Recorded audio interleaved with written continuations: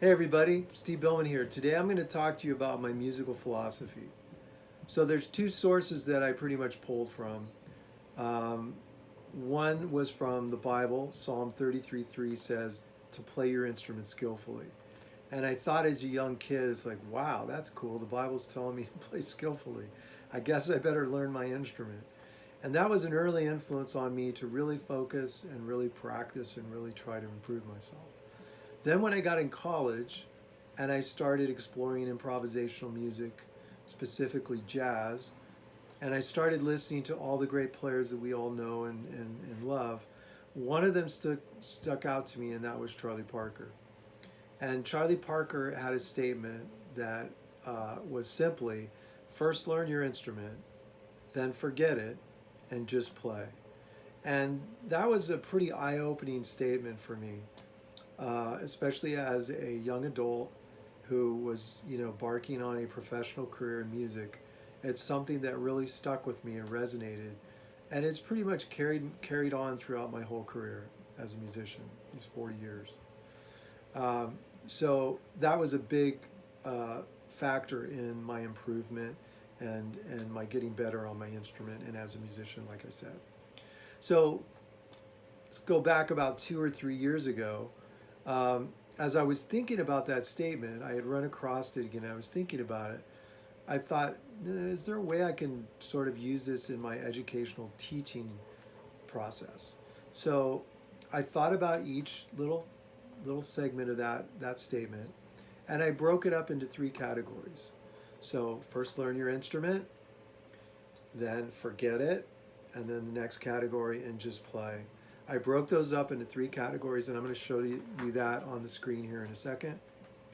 And then what I did was I thought about each category and I sort of broke it down and tried to figure out, maybe a way to apply this in an educational kind of setting.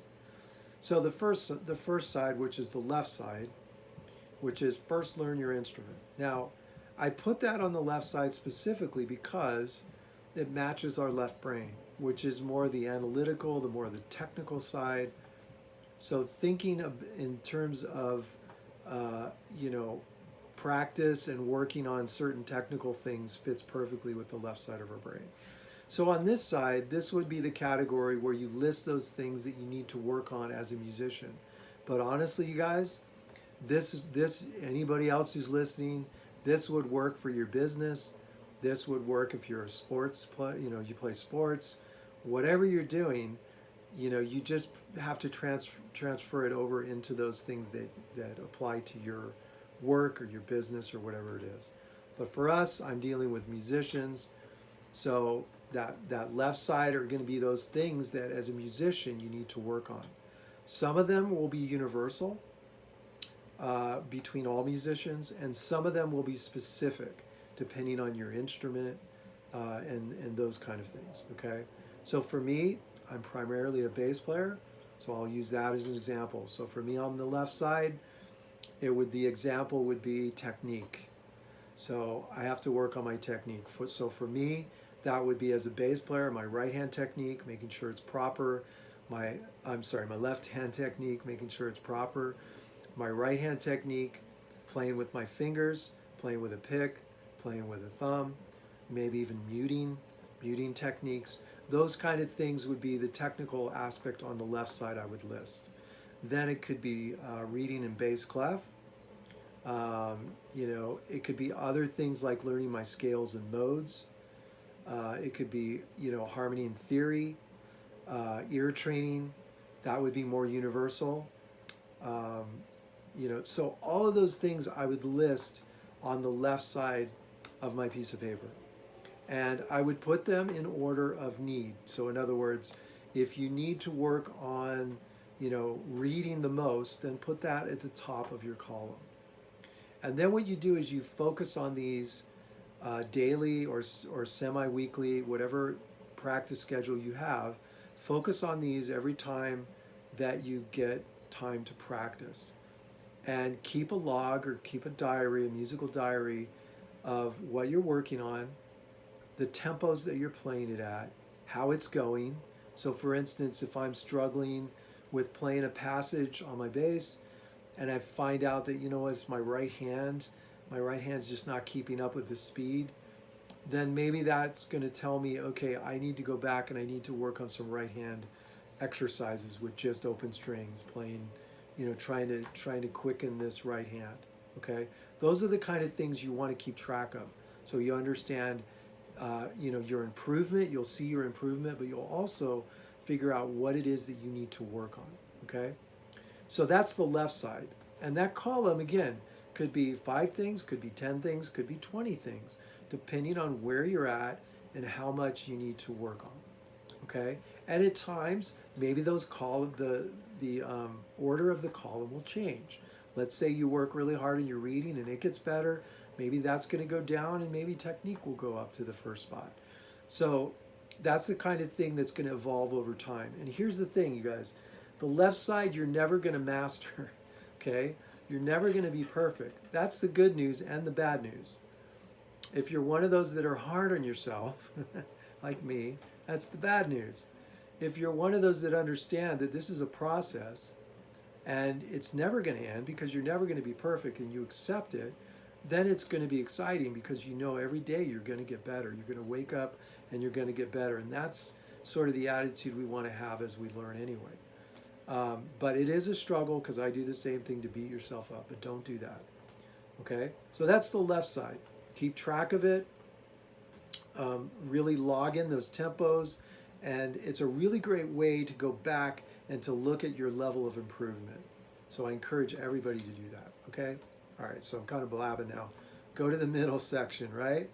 So first learn your instrument, then forget it. That's the middle section. So did Charlie mean just to forget what you've just learned and all that time you put into working on the left side?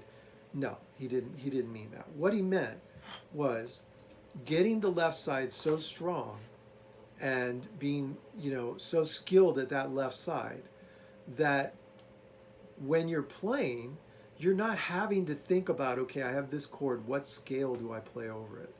That you're doing in your harmony theory, and you've already done it, so you know what scale to play over this chord. Or you have a really fast passage that you want to play and you're improvising, but you can't play it because technically you're not there. When you do the work on the left side, that takes away that hindrance, okay?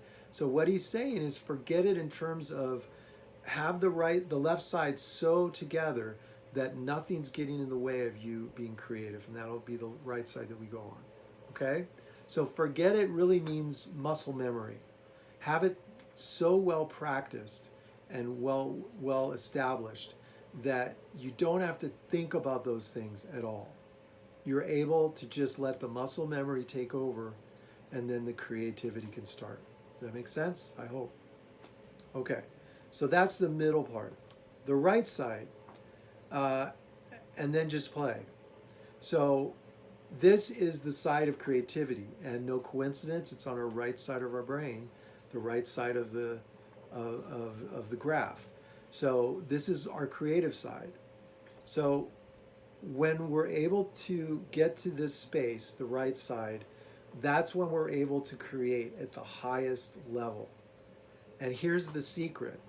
The higher level that the left side is, so all those techniques and technical aspect of your skill, the higher that is, the higher the creative level is going to be. Okay? So that is why this never ends.